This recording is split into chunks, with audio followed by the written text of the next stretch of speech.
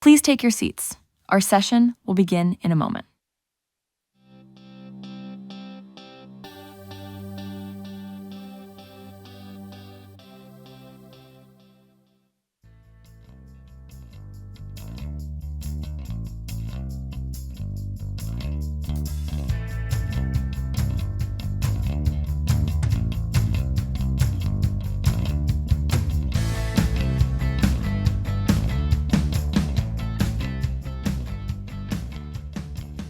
I can see nothing. It's very Up bright. here. Yeah, it's very bright. Hello, and welcome to dotEDU, the public policy podcast from the American Council on Education. I'm Mushtaq Gunja. I'm here with my co-host live. Live. Are we starting? I think we have started. I mean, Okay. we're on the stage. They played the music. Okay. All right. Who are you two? I'm good.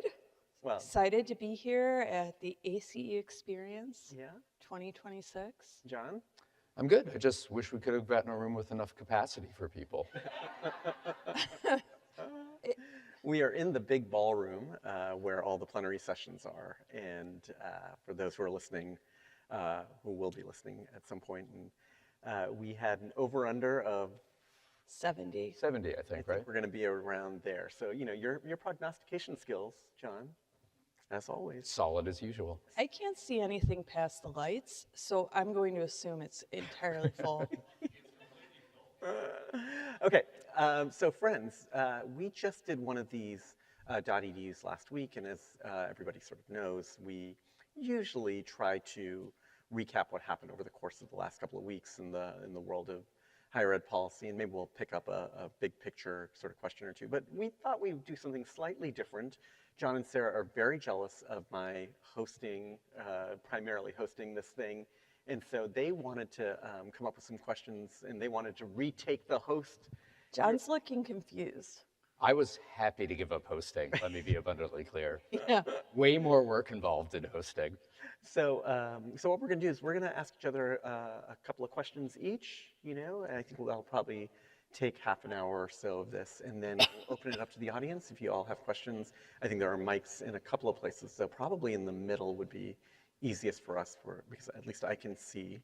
I have, for those of you who are listening, I have a very snazzy dotEDU hat on. I don't know why you two do not. But for those of you who are in the audience and would like a hat, I think there are a couple more. Oh, being They're going to thrown be at us collector's now. items. So, you know, sometimes you worry about getting pelted by tomatoes, but Frank Dooley is throwing hats at us. So that's good. Okay, so friends, how about I start?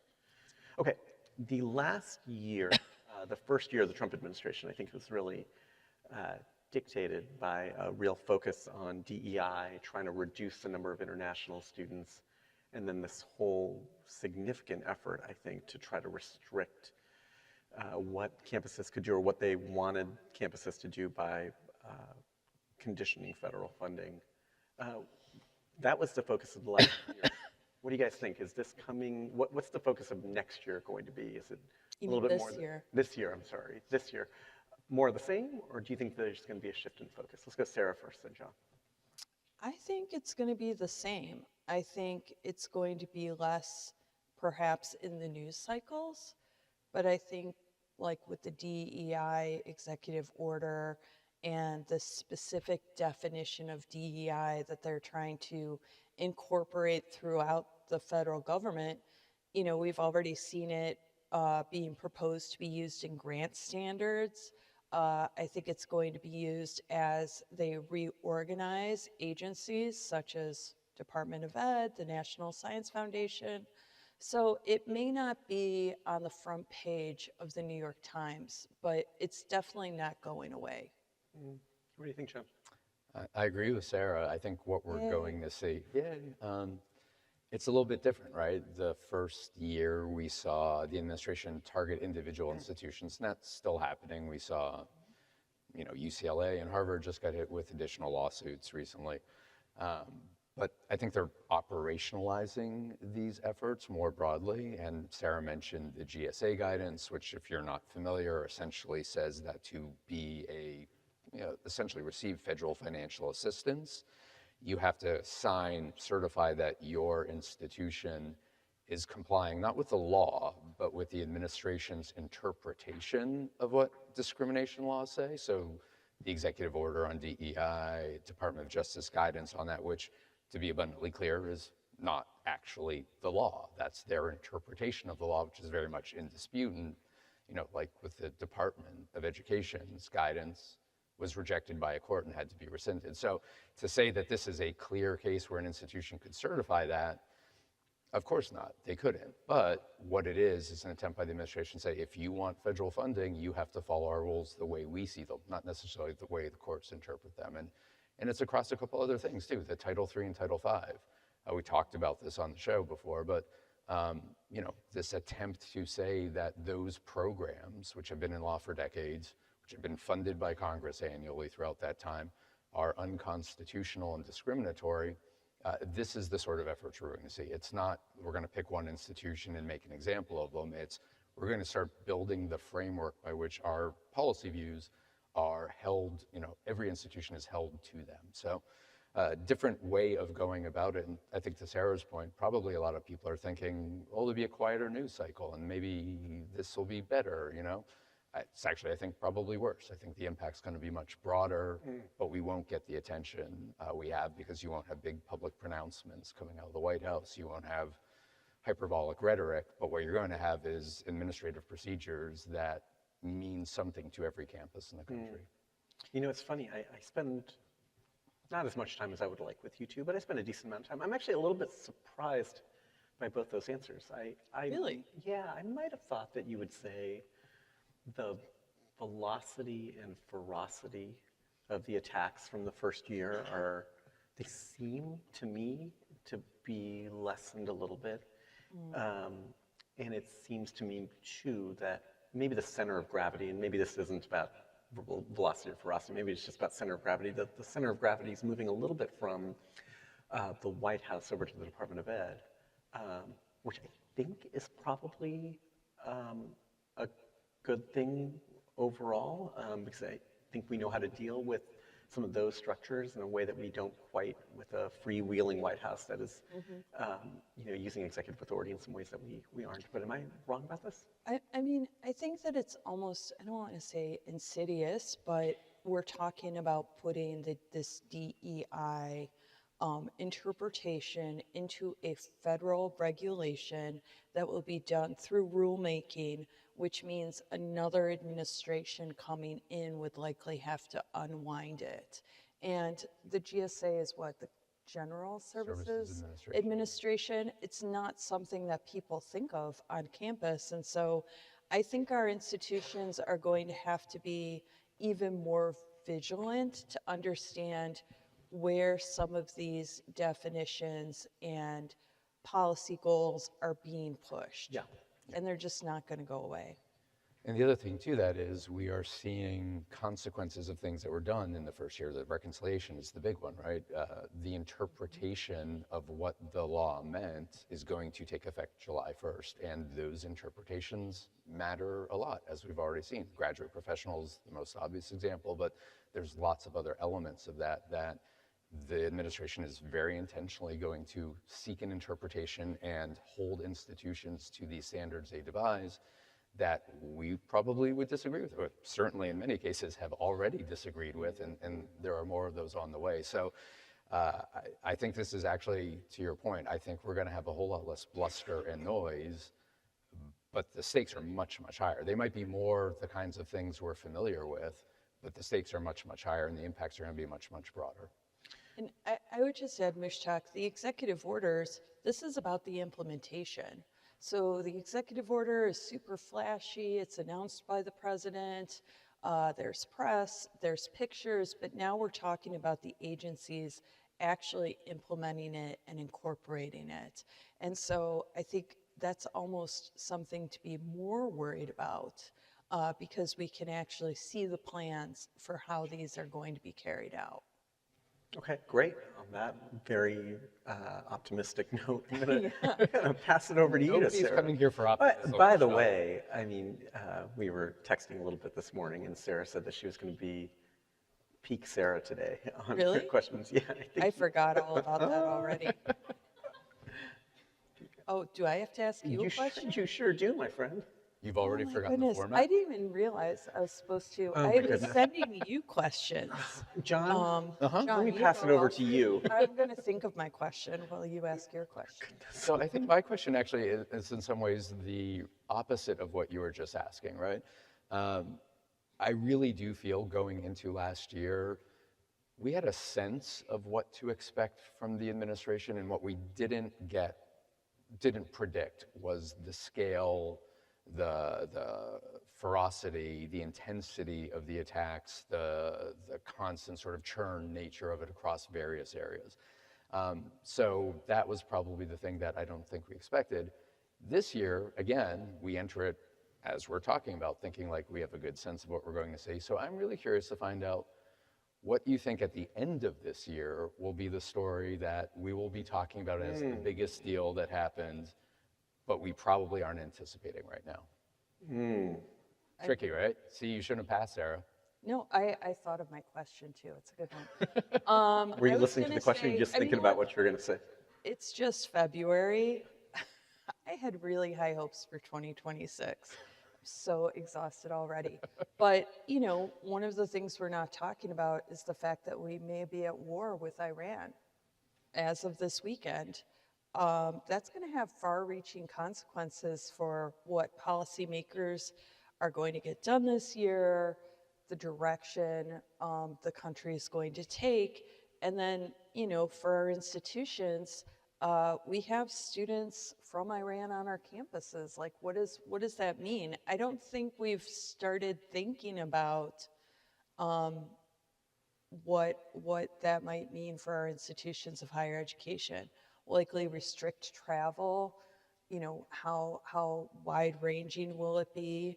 But I don't know. I mean, right now, I'd say that's going to be a pretty big story at the end of the year, but we're only 2 months in. Yeah, armed conflict, Mushtaq, top that. Yeah. I have two answers, but just one quick thought on Sarah's. You know, regardless of whether we go to war with Iran, and I really hope that we do not, I think that this is going to be a year in which we're really going to start for real seeing the effects of the administration's war on international students. You know, we haven't seen the full effects, but, you know, it's going to be, I'm very worried about what the effects are going to be, especially for our graduate students. You know, I think for those who are trying to decide whether or not to matriculate, it's just, I'm not sure it's the most welcoming country in the world right now, which is really the opposite of what we've been for the last, you know, 20, 30 years. I mean, I think we've been a magnet. I'm worried. Here are the two things I guess I might say. So the question is, what are going to be the stories in December 2026? Is that right? Yeah. Okay. I would say first, one that I think we can see is all things accreditation. So we're about to have a negotiated rulemaking about accreditation. I think the administration signaled even back during the campaign that they really wanted to change higher education by making some changes to our accreditation system. I think of the things that are probably coming, I feel most comfortable with us as a field talking about this. I think we've known it was coming. I think we know that there are places where the accreditation system needs to improve, needs to shift. I think I feel good about that, and I think if we're having a conversation about changes to accreditation, I think that'll be positive, actually. I mean, I'm sure that we will not agree with all the places that it will end up, but I think at least that it's a topic that I feel happy talking about, as opposed to, you know, war with Iran or, you know, huge DEI changes to GSA. The thing I think, I have no idea how this is going to happen, but I feel confident we are going to have some big headlines in December 26 about this, are all things college athletics, which seem like a complete mess to me. It's not something I follow from a policy point of view. Frankly, it's not even something I watch from a fan's point of view anymore now that my Pac-12 has been disintegrated and I don't even know what it is. It feels like, as somebody coming from the West Coast, the idea that we're having students from UCLA go to Penn State on a random Thursday to play volleyball seems crazy to me. It is bad for our students. It's not good for the quality of the athletic competition on the field too. Like something has to give here. And I'm not as focused on the NIL part, but the conference realignment just feels insane to me. So I think this is not going to be able to last forever. This grab by the conferences to take as much sort of television money, you can only do that for so long without like really harming the product. And I'm worried that the product has been harmed. You just had to bring in college sports. I did. Just sports generally, Sarah. I mean, I think that Look, you talked about the war with Iran. if the American people are waking up on December 2026 and accreditation is on the front page, I'll owe you $5. College sports, maybe, but yeah. College sports, definitely. Accreditation is going to be big. It will be anyway. I have a feeling Undersecretary Kent will touch on accreditation, but I don't see that as an issue that resonates with the United States. I didn't say the front page of the New York Times, front page of the Chronicle and Inside Higher Ed. I think that's going to be the story. Well, I mean, I went for... Hopefully we're just off the front page of the New York Times. That would make me very happy. John, how would you answer that, your own question? So athletics, I agree with too, and I think one of the things about that is especially everybody agrees there's a problem. It's not, Democrats have a concern or Republicans have a concern or the NCAA has a concern or the conference. Everybody thinks the system is broken and wild and unpredictable and not good for anyone involved in it. So I'm with you on that. I think this is a sort of thing where everyone agrees there's a problem, and the problem right now is what is the solution? But you look at the proposals, there's a lot of bipartisan bills. Even the ones that are competing with each other have lots of overlapping tendencies. So I think this is the kind of thing where you could get to a resolution. The thing I was going to say, and it's a little bit of a cop-out because I've recently been talking about this, but learning more stuff recently, graduate education. I don't think we understand the scope of what's going to happen in graduate education by the end of this year. We can go into it if we want to later or questions, but if you look at the amount of money that students currently are borrowing to go to graduate programs versus the amount of money they'll be allowed to borrow going forward on July 1st, and Jordan Matsudaira, who I think was speaking tomorrow on a panel, and the Philly Fed put out research on Friday, it's $8 to $10 billion. So you can't borrow that as a grad student. So you could go to the private market, right? That is the solution that has been advanced in Congress. You'll just go to a private lender. The problem is the current private loan market for graduate loans is $3 billion. So you presume they'd have to triple the volume of lending. And I'll tell you, when you talk to private lenders, not that interested in that. The other thing Jordan found, and his colleague Dubrovka found, is that if you applied the credit standards the lenders use, 40% of those borrowers who have need wouldn't qualify for a private loan to begin with. Right, of course. So you have a huge population of people going to graduate school right now who will need to borrow, who will not be able to borrow. And then the question, of course, is what do they do? For every campus in this country that has a graduate program, there are going to be real impacts. And nobody can entirely predict because there's a range of responses institutions can take, there's a range of responses students can take, there's a range of responses lenders can take, but it's not leading to any positive outcomes, certainly given the system we're currently in. So I think we will start to see, and the other thing I'll say is when you talk to people on the Hill now about that, there is a growing understanding that we are headed towards a problem and that maybe there's even some openness to trying to roll back some of these changes that have been made. Yes, but the staff will also say, let's wait 3 to 5 years to see how this plays out. There's no sense of urgency. I think we're going to get, as we get closer and closer, I think there's going to be more of a sense of urgency. I think it's going to be a very disruptive change and it's going to come all at once. Sarah? Question? Is it time for my question? Sure is. Okay, so both of you political nerds, Just a nerd. really into the government for some reason. I don't get it. Do you think the federal government right now is actually functional? John? I think it's highly functional if you believe in the power of a strong executive, right? I mean, this administration is proof positive that the government can implement the goals. I think for the short term, but I think when you're calling up an agency that has no one on staff anymore and you're trying to get answers, I don't know if that's exactly functional when you're That's lurching. functional from the perspective of somebody trying to access a program or a service that the current executive branch probably doesn't want existing in the first place. That's not a fault, that's not a flaw, that's not an accident, that's an intentional policy shift. I would say that I think everybody wants a functioning government. And once I think it's sane people and non-functioning- people who benefit from a functioning government want a functioning government. We saw the Department of Homeland Security suddenly reverse course after 10 hours on TSA pre-check because they realized how non-functioning that would be. So I just wonder going into 2026, like, are we going to see more of kind of these inflection points where what the government is doing from the executive branch is just not workable when you're talking about a functional government? I mean, I think we're getting there, but again, I think that's part of the plan.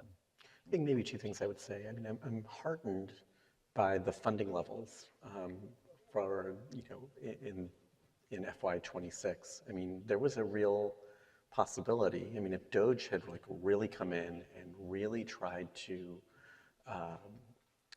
take a full axe to everything, I think they tried, but Congress rejected it. And, I think it's sort of hard to say that we're going to have a non-functioning government when the funding levels for what the government's supposed to be doing is essentially level. Okay, so that's thing number one. I guess thing number two I would say is like, policy is people, at least partially.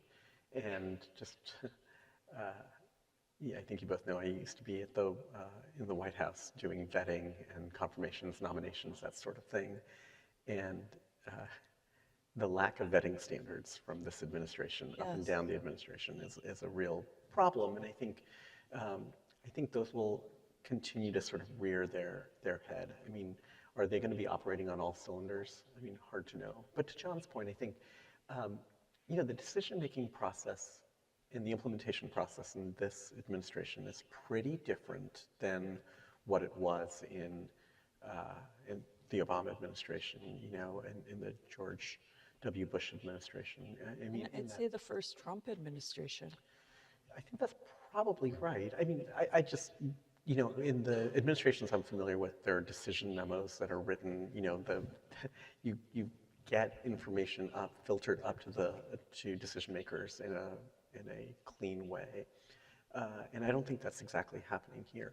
Then again, their strategy 2024 document, is that what it was called? 2025. Project 2025, yeah. I mean, had a bit of a blueprint. So I guess yes and no. I mean, I think that I think it's probably functioning. It's probably not functioning in quite the way that we want it to. But I think I'm a little bit more optimistic that, the worst of the, if we rewound to June 2025, I think I'm more optimistic now than I was then that we are on a path to sort of get through the next couple of years without too much damage.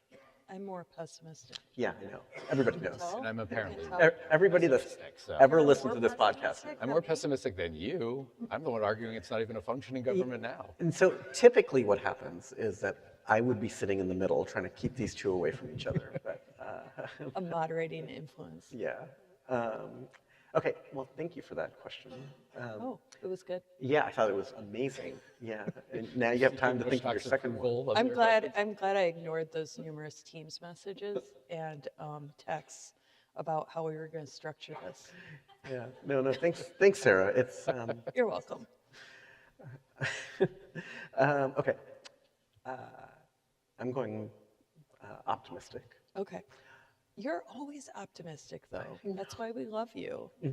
Over the course of the last year, what's the one sort of lobbying moment that you are most proud of? And then I have a follow-up question after that. I mean, John doesn't really lobby, so I can't wait to hear this. Oh, shots fired. Somebody has to supervise you, Sarah. Seriously, Sarah, I'm going to have to switch John go places first. with I you. want to hear what his is. You want me to hear what? Look, I've said it a wanna million see times. what he takes credit and for. It's true. And it's not my lobbying moment. It's ACE's lobbying moment. Reconciliation, right? If you looked at the bill the House introduced, if you looked at the bill the Senate first introduced, and you looked at the final bill, it's not something we would support, but the degree of harm, I'm talking about the impact on graduate education. There were the same provisions worse being put in for undergrads too. There were changes that would have gutted the Pell Grant program and disproportionately hit the lowest income students in the program.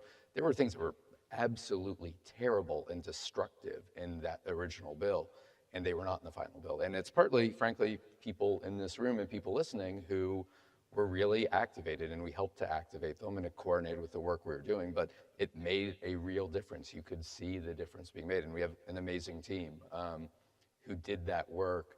And we really rose to the moment of leading the community and pushing back on something that really could have been very damaging. So I will always be proud of that. Yeah. Sarah? I mean, I'm going to take credit for that too. No, just kidding. It's been an interesting time because I think that we've had to learn new skills, right? When you're facing all of these executive orders, you can't call people at the agency. They're just not there, or they're not going to take your phone call. I think one of the things last year that I actually saw movement on was when you would have conversations with policymakers, whether it was on indirect cost or whether it was on, what was in the reconciliation bill, that they were like, we have real concerns about elite colleges. We're not worried about, the community colleges, the regional schools. We're really focused on these elite colleges. But there wasn't an understanding that what they did to the elite colleges was going to have an enormous impact across higher education. So, trying to put a cap suddenly on indirect cost at 15%, there seemed to be this story within the administration that this would actually help competition and smaller institutions would perhaps be more competitive for federal grants. And that's just not true. That sudden cap would harm all institutions across all different types of post-secondary institutions. And so there was, I think, some movement on that last year, and I think that that's going to continue. I think this administration also came in without understanding the diversity of the type of institutions that we have. They tend to paint us with a very broad brush without understanding that, one of our strengths is that we have so many different types of institutions to meet learners in different places. And I think they're finally starting to get that. Okay. Quick follow-up. What's the one sort of place where you've done some lobbying, you've had some conversations, and the facts on the ground just don't seem to be resonating with the folks that you're talking to? Like, where are you just running your head against a brick wall? I'm sure there's a few, but like. Yeah. I think international students, we used to traditionally make the economic impact argument that those international students are coming to the United States and spending dollars in their communities, in their cities, in their states on a lot of different things. It's not just good for the institution of higher education, it's good for the overall economy. That's just not resonating. And I've heard from policymakers, both parties, who somehow assume that we can make up enrollment with domestic students without understanding that there's this demographic cliff that we're facing. Well, I think this goes to your point about the administration not fully understanding the diversity of our higher education institutions, not really having a clear eye about what college is. I mean, it seems to me that they have this view that every institution is sort of a selective institution. And so if you don't enroll a an international student, there are 75 American students who are applying that would just fill that seat, not understanding that the vast majority of our institutions are open access institutions or close to open access institutions, and they are enrolling international students too, and there's not just forget the enrollment cliff, which is of course a problem that's coming if we're not already here, but I mean, the thing that struck me most about the compact, the proposed compact, was that it really did seem to indicate that they thought that the whole country was selective private institutions, and I feel like that is a place where it would be difficult for, I mean, the facts are what the facts are, and the facts are not difficult to sort of understand. There's 3,920 some institutions that we classify in the Carnegie classifications. There's a lot of different types of institutions, but trying to convince the administration there's more than, as my colleague Sarah Gass said, 37 institutions, the ones they think about all the time, or it seems to be a tall order. John? Oh, wait, I was also going to say college cost. Oh. Because it doesn't matter what type of institution you're talking about, they'll say it's too expensive. Or this idea that not everyone can access higher education when there's lots of pathways into post-secondary education, but there's this assumption that you're going to be paying full cost, living in a dorm, staying at a four-year institution, and studying for a degree that's going to lead directly into a job. So that's also very problematic, I think. I mean, it's hard to answer when Sarah gets like 6 answers. No, I have another one too. No, but I mean, college cost is one of them, and it's actually sort of an element of See, that. I was teeing you up. Oh, thank you. There's been an argument made, and you hear it more and more, and it sort of started on the right, and it's moved towards the middle, that financial aid is somehow a benefit to institutions rather than a benefit to students. And everything about our system is centered around the student, how much aid you get, where you can take it, all those things. But that's not this kind of viewpoint, and whether it's a justification to say, like last year, a $1,700 cut to the maximum Pell Grant proposed by the administration. Some of the things we've seen with the caps on grad lending, it's this idea that like, look, that's fine because either private lenders will make it up or schools will just cut tuition prices. It's all in your hands and you can solve it. And this money doesn't actually benefit or impact students' access or achievement or chances for success. And, I mean, everything we know, this is not even a question, is that securing financing for students, not just in tuition and fees, but for cost of living expenses, things like that, is a really critical element to their ability to just decide to attend college in the first place, much less stay in and succeed. So it's particularly frustrating, and I get it. There's a little bit of frustration with the amount of money that is going out and the broad perception that value isn't being returned, which, to Sarah's cost of college, also incorrect. The data doesn't support it, but they are so baked in as these things that are believed that it leads to those kinds of conclusions gaining ground. Sure. I'm keeping an eye on the time, and I want to make sure that we leave time for folks to be able to ask questions. So I think I might ask for you guys to ask your questions in as short a way as possible, and maybe I we had could. to come up with a second question? Dear God, do you really not read your team, Sarah? Okay, this is excellent. Actually, we can think she skip read the Sarah. Teams This is chat. awesome. John, ask one more question. And as John is asking, if folks have questions, there's a mic in the middle, come there.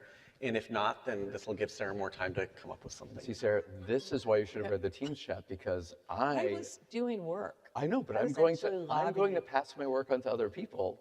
I have to speak tomorrow morning. I'm going to be speaking after the undersecretary. I don't know what he's going to say. So I'm just going to say whatever I want to say. So I'm going to ask the two of you, and maybe the audience, if they want to come to the mic, what should I talk about? Definitely section 117. That's all I got. That's like the No, only thing.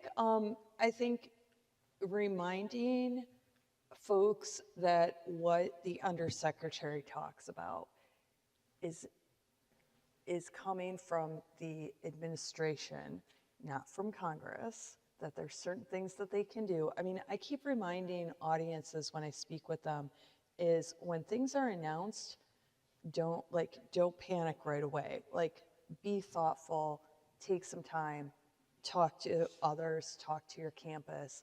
There's nothing that's going to require you to react within a 24-hour period. So, you know, the undersecretary may say, we're going to redo all of accreditation. That's going to take some time. The other thing is, I think that he is engaged with the community in conversation. And so there's time to have conversations with him about whatever he's proposing. And so I think encouraging institutions to have those conversations about whatever he's going to talk about tomorrow is important. Mushtaq? I think the question I always basically end every segment with when I'm talking to you guys is, you know, so what do you want our campuses to do? What can they do? How can they help? And I would just make sure that you spend a little bit of time on, you know, talking about that for each of the sections. And I mean, a lot of it, you give the same answer a lot, which is, you know, contact your member of Congress, which is right, and it seems like it's working, and that's great. Or your state senator, or your governor, the or whoever undersecretary. represents you in whatever capacity. That's right. Call them all the time. But if there's anything else, you know, that we want to say, I think you're going to have a huge group of college presidents, and I think if we've heard anything over the last, you know, couple of days of the ACEx experience, is that I mean, people are here because they want to be engaged, and I think they want to work together. And so if we can think about all those ways that we can do that together, that would be great. I have no topics for you, though. You didn't help that much, guys. No, not at all. Sorry. You know, though, we can put together a 40-slide deck for you. I mean, Yeah, do you that want is us to do something that We have plenty of time. I mean, sure. I'll edit it. I'll probably disagree with most of your slides, Sarah, so. Hi, friends.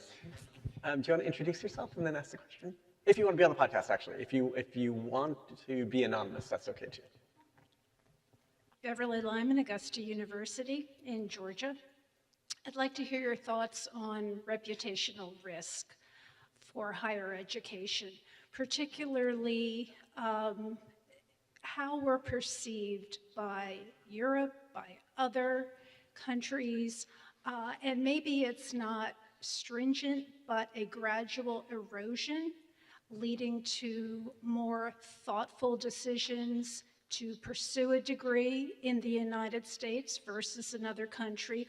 Or we heard this morning about students taking not study abroad for a semester or a year, but their entire college education. Thank you. What do you guys think? Reputational risk? You know, I think one of the saddest things I heard from last year was after we had the issues with the Fulbright program where it was paused and students that were in the Fulbright program couldn't get funding to pay their rent, pay for food, and institutions were having to step in to provide support to these students, and there was so much confusion. Congress restored funding for Fulbright in this one, in the FY26 appropriations bills, but I've heard from several countries that people aren't applying for the United States Fulbright. They're choosing to go to other countries. And I thought that is like an impact that we are seeing right there. I think reputationally, I think our academics or others that work in the world of higher ed policy are watching what's happening in the United States very closely. Our friends in Canada often say, you know, whatever happens in the US happens 6 months later in Canada or will bleed across the border. So I think that there's a lot of concern, I think, especially when you talk to other countries that we have close relationships with. Yeah, I mean, I don't even think it's risk at this point, right? There's reputational harm for this country. We've seen new student enrollments drop 19% from the previous year. It's not supposition, that's a fact. Lots of international students, you know, are looking at the US and have no confidence in their ability to access an education here or remain enrolled here until they complete their course of study, and it's hard to fault that judgment. You know, I always say we've had this before, right? Post-pandemic, post-first Trump administration, we had big declines. Last 2 years, we've had the largest classes of enrollment, current academic years, the decline. You know, it can bounce back. I think the one element that gives me pause in that it can bounce back is the attacks on the research enterprise. A large part of the reason international students want to come here is because we offer what no one else can. We are the best place to do research in the world. That's still true, but continued sustained attacks on research, strangling funding, even if Congress is providing it, making it harder, limiting the kinds of research that can be performed. Even if there are still those opportunities, that just adds to this narrative that if you're one of the best and the brightest in the world, maybe you think, I want to start a research line. I know that I can do it in Canada. I know that I can do it in China. I know that I can do it in Germany. I'm not sure I can do it in the US. And that might last past whatever this administration's rhetoric is. I would say we've already lost an entire generation of domestic and international students who suddenly saw PhD programs or postdoc opportunities shrink last year because of the uncertainty in federal science funding. Those are people that are likely not going to return to their programs, are going to go off into industry. So I don't know what that impact's going to be 5-10 years from now. I feel like I'm reminded a little bit of the serenity prayer at the moment, which is to really think about the things that we can control. And I think the things that we can control vis-a-vis the international students are ensuring that our academic programs are the best that they can be and are meeting the moment in ways that maybe our competitors abroad can't. We operate from a position of strength in some ways. I mean, the brand of our institutions and the quality of our instruction in this country is higher than it is in other places in the world. That's why people have wanted to come in the first place. So, I mean, I think making sure that we are relevant for the market needs of what the world sort of needs, what industry needs, is going to be the task that is going to be our task. And I mean, I think that we're not going to be able to solve the reputational problems that the Trump administration are going to be able to create. That's out of our control. What is in our control, I think, is making sure we're recruiting well, that we're not resting on our laurels. I mean, I don't want to say it's an opportunity, but I think it is the challenge that's in front of us. So, and I would say it's not a whole generation. I mean, it is, will we have lost a year? We can Yes. still bounce back. Absolutely. But I think that there are people that we've lost already that are likely not going to And come you know back what? into I mean, the system. I think that we have to think a little bit about how we message to those sets of folks that have gone off to industry right now, about the ability to come back to us, once things are on, a better footing. Let's go here and then there. Meredith Hancock, Thomas Edison State University. Quick tactical question. Most of our institutions now aren't neatly within our region. So when we go to our representatives, it's one piece. But who are maybe the top 5 representatives that you think Trump listens to that are worthy of our time to try and reach out to? And are you thinking mostly in Congress, or are you thinking somewhere else? Congress. Okay, great. I think that changes on a daily, if not hourly basis. I think that there's a lot of problems within the Republican caucus keeping it together, and there's constant trading going on for votes. So it would have to depend on what day is it. Yeah, well, and the other thing, and I'm being the negative guy again today, the people Trump listens to are not persuadable, right? The reason he listens to them is because he shares their views, right? They share his views. They are giving him the information and the perspective he wants to hear. That's what generally he seeks in counsel. So I love the idea of it, of trying to find the targets, but I will come back to, there are 19 House seats that are up this cycle that are seen as toss-ups. They will control who runs the House next year. We're not going to persuade Trump, and I don't think Trump, I will say this, I think he cares about higher education from a certain perspective, but for him it's very much a political issue, and we're not that important right now versus immigration and affordability and the economy, so we're going to slide off the radar there. I don't see that as a pathway to improving our situation. 19 people whose political lives depend on winning independent, persuadable voters to their cause are exactly the kind of people who are looking right now to hear, what do you care about? What does this mean in my district? Am I going to lose employees if the administration does X, Y, and Z? Will we have enough nurses if they continue with this policy? Those are the persuadable people, and those are the ones that Mike Johnson, who Trump does listen to, has to listen to if he wants to be speaker next year. Yeah. And I think we have to go back to almost grassroots activities. You have to be talking to your member of Congress about what the impact of some of these policies are at your institution. And there's a lot of real world examples that we can point to say, you know, this is how the duration of status policy is going to impact my institution. This is how disruption in the federal grant process is impacting my institution. This is how the MSI grants are impacting my institution, and making it broader than, it's not just like, you know, a MAGA policy decision to end this program. Take the politics out of it. What is the real world impact of that funding or that regulation impacting your institution? And I think you could have a conversation with any Republican or Dem and hope that they're going to, if they get a few minutes with the president, that's what they're going to bring up. Sure. Thank you for the question. Hi, Brian Alexander, Georgetown University, on that stage a couple of hours ago. You were very good. Yeah, how are the lights for you? Because I couldn't see any human beings. Okay. It was, good to know. so I'm a human being, hi. I'm sorry I came in late. Did you already talk about climate change? No, not at all. So I'm wondering if you could speak to climate change, because how academics can do climate work given the current actively hostile political environment. And by climate work, I mean research, I mean teaching, I mean town-gown relations, I mean campus operations, the full gamut. Can I just broaden that question out just maybe even slightly? The question is great. How do academics, researchers, faculty, how should they think about operating in a climate where certain topics are a little bit disfavored? I mean, how does the work continue to get done? Advice in that realm.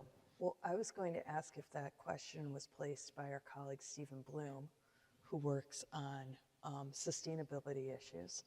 But you know, I'm not a partisan person, and so I always start from, if your research or your work is having a real world impact, you should be able to talk about it without, you know, kind of a partisan lens. I think there's been a lot of changes to the idea of how we talk about climate change. You know, there's been a lot of work, I think, done with the agricultural community to talk about, you know, how to respond to climate disasters or how to prepare for, they may not say climate change, but kind of changing weather patterns. And so there's ways to talk about it, again, with that real world impact of how is this going to impact our food security, our transportation, our building industry, all of those things. And I think that there's a way to talk about it. I do think that we should be smart and know if certain words are going to automatically close that door, that Climate you need to change be is one of smart those. about talking about it, right? But I think that everyone should be nonpartisan in how they talk about their work. Sure. I agree a lot with Sarah. I mean, I think we've seen it already, and she gave an example talking about climate change in terms of sustainability or resilience or sort of reframing the issue in a way that maybe has a broader appeal. And we've seen that in a bunch of places where people will talk about developing clean energy sources, not as clean energy, but as ways to make more affordable power sources based on what's available to them and things like that. There's a little bit of this with every administration, right? Every administration has their priorities. Every administration has the things they like and the things they don't like. And if you care very much about an issue, if you're an expert in this issue, if you're trying to advance research and thought in that space, there has to be a little bit of attentiveness to attune what you're doing to what the climate is if you're expecting to get federal funding. This is a particularly tough one, right? Because I think what we have seen from this administration is a denial of pretty well-established scientific fact. And in fact, policies, especially on the international front, that are going to exacerbate this, right? So it's hard to look at that and say, I can just rename my work and that'll be great, because the research will still get done, but if the research isn't being followed, to a certain extent, it's advancing human knowledge, but the practical implications are pretty significant. So, you know, I think there's a lot of experience across our institutions of how to calibrate, how to sort of represent the work that they're doing in ways that have the practical benefits Sarah's talked about. But ultimately, if there is this sort of firewall against using the science simply because the topic is verboten, it's not going to help a lot. But I also think being flexible enough to pivot, I think that's really difficult for higher education. I mean, we can do it, right? But look, I'm not a researcher. I'm not saying like you should just completely shift your research focus, but there are opportunities here. You know, the Health and Human Services, Secretary Kennedy has money for his nutrition, his nutrition research, right? So instead of talking about climate change, can you talk about like, you know, the impact on some of these resilience for crops that you're trying to grow and how that's going to impact overall nutrition and health? I think that there are opportunities. Congress put money into the appropriations bills, but they're likely going to slightly change from the priorities we had in the previous administration.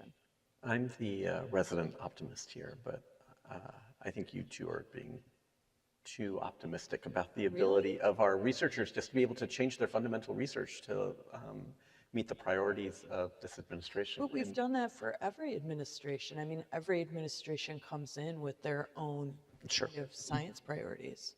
But this is an administration that's been much more heavy-handed in this regard. And so I guess what I might say is deeply sympathetic, and I think what we need to do at this point is probably start comparing notes about what are the ways that we might be able to, without fundamentally changing the research, figure out some ways to be able to either shift a little bit of emphasis, a little bit of wording, you know, find allies, find different sorts of allies.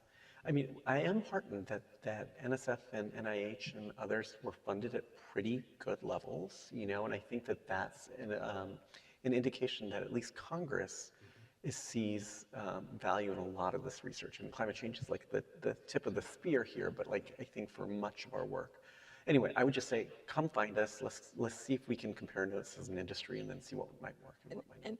Yeah, and I'll just add the money's there, but they are going forward with the reorganization of those agencies. And so again, the priorities are going to shift. The program that you previously applied to may have changed. The priorities may change. Sure.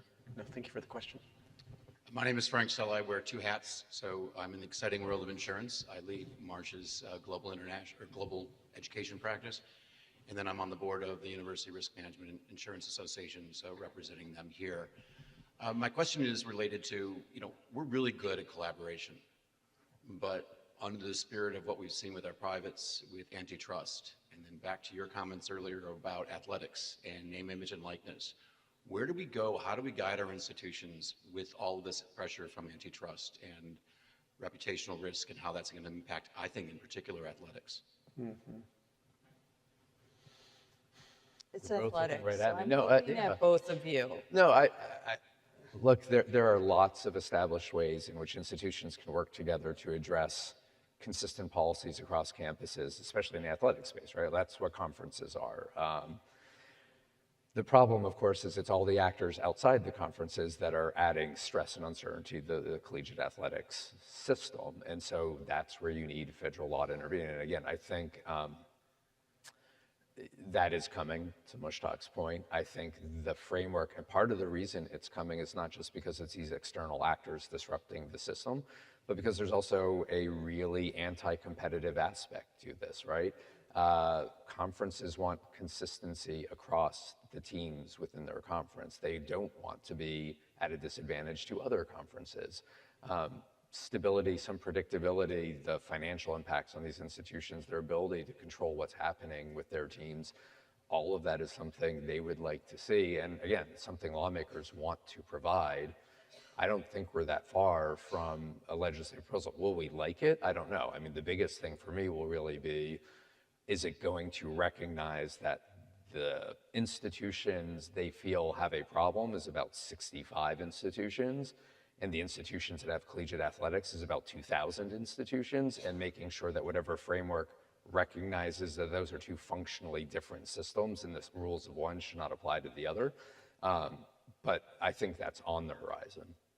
I don't know. I would just say pulling up half a level. I mean, I think this question of collective action is a tricky one because we do run 3,920 institutions separately, and we can only coordinate so much before we've got problems of monopolies and collusion and all the rest. So, I mean, if we're talking about things other than athletics, I mean, I think that associations really matter, but this is the constant sort of tension that I think our industry has. You know, it is very difficult to speak with one voice when we have institutions that are supposed to be speaking individually and not always sort of collectively. But that's why associations are here to be able to do some of that work for you. I'm Ann Harris from Grinnell College in beautiful Grinnell, Iowa. I want to be sure to thank you for your voices, your discernment, your wit. They keep a lot of us going. They really do. You got fan clubs everywhere. So my question is for you, Jon. I had the pleasure of hearing you at the Law and Higher Education Conference in Florida last year. Mm-hmm. And you said in the wake of the Valentine's Day Dear Colleague letter, whatever you were doing with DEI on February 13th is just as legal on February 15th. Would you say the same thing today? Would you say it in a different way? Eager to hear your thoughts. I wouldn't. Well, for one thing, that guidance has been rescinded, so there's something to that. But which I'm laughing a little bit, but I want to underscore that, right? Well, as soon as it went to a court, this really ridiculous interpretation of what SFFA said about how diversity could be handled on a college campus, you know, the department didn't look in all the other places they've lost in court. They don't rescind it. They don't reverse their policy. They pulled this one back because they know it's not defensible. And they know that their interpretation, which was always intended not to be upheld in the court, but to chill institutions, to scare institutions. Mm-hmm. It was a blast across all of higher ed. One of the things that's been great is it was challenged, it was reversed, and a lot of people know that. The law hasn't changed since SFFA, right? Again, discrimination is discrimination. You should not be hiring somebody on the basis of race, but guess what? You shouldn't have been doing that pre-SFFA. That hasn't changed, and I think if anything, we've had a really good reinforcement of that basic principle, despite what the administration has tried to do. Yeah. Just one quick thing I might say, just in addition, and this goes to Sarah's point about taking a deep breath after some version of an executive order comes out. I mean, I skimmed The Art of the Deal a couple of months ago just to sort of see like what in the world is going on. Wow. I mean, look, what is happening, it seems to me, is like very clear. They go out with something that is indefensible in court, not because they think that they're going to get all of that, but just to sort of set the anchor so that you can bargain against that. And I think if you, we should just be, we know this. I mean, we know this. We just need to be aware of this as we're thinking about what changes we're going to make on campus. You know, and I think just putting my criminal hat back on, I mean, the amount of things that they are having to walk back once they actually are in front of a court it's legion right now. It's unprecedented. So I'm not surprised that it's happening not just in the criminal system, but, you know, in some of the civil parts too. I mean, I think another good example is the compact, mm-hmm. right? It was sent to a dozen institutions. It was never posted on the Department of Education website. Mm. The cover letter was never posted. Yet we received phone calls from college presidents asking if they should proactively reach out to say that they were signing it, or if they should start making major changes based on this compact. I was like, it's not even on the Department of Education website. So again, take a breath, but that is, I think, their hope, to have this kind of shock and awe and see what kind of response they can get, what changes can they get, and then move on from there. So we shouldn't take the bait if we can help it. Trey, do I have time for one more question, or are we out? We got to wrap it up. Oh, No. Oh we're no, getting, Frank. we're Okay. getting booted for another session. So actually, this is perfect because we are going to be hanging out at the reception after this next plenary. So please come find us. We're going to be in the, where are we going to be? Exhibit hall, right? We're going to be in the exhibit hall. I think to the right when you enter. We'll have some hats if you want to come hang out. Frank, please come ask your question. And thank you for all that you do for higher education. Thank you for contacting your members of Congress and everybody when John and Sarah ask. And thank you for attending, friends. And if you clap, you're going to be on the podcast, so please clap.